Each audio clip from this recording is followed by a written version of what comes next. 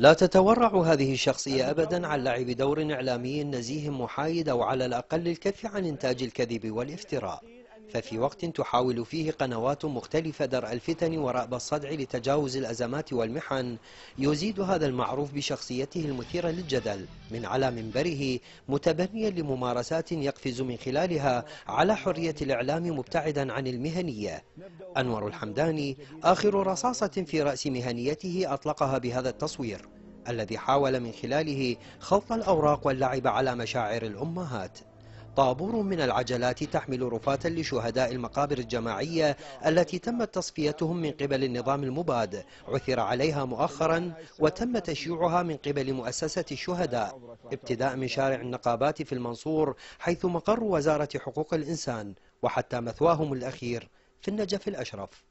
هذه المشاهد كانت لقمة سائغة في فم الحمداني الذي قضى وقتا طويلا في برنامجه محصيا عدد العجلات والشهداء مطلقا عبارات التنكيل بالحكومة ومثيرا لتساؤلات عن خلفية أعداد الشهداء في هذا التصوير وكيفية استشهادهم، ظنا منه أن ينجح في إثارة الرأي العام والشارع العراقي وسط الأحداث الأمنية في الأنبار.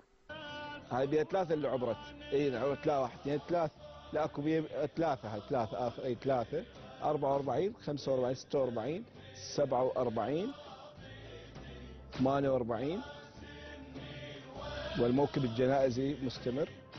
حلقته هذه وغيرها الكثير بدت مدفوعة الثمن من قبل أجندات خارجية لا يعلم بها إلا الله والحمداني. عناوينها البارزة هي التسقيط السياسي وإفشال عمل الحكومة العراقية بشكل وآخر. وما هذه الفقرة من برنامجه إلا رقم يزيد به أرقام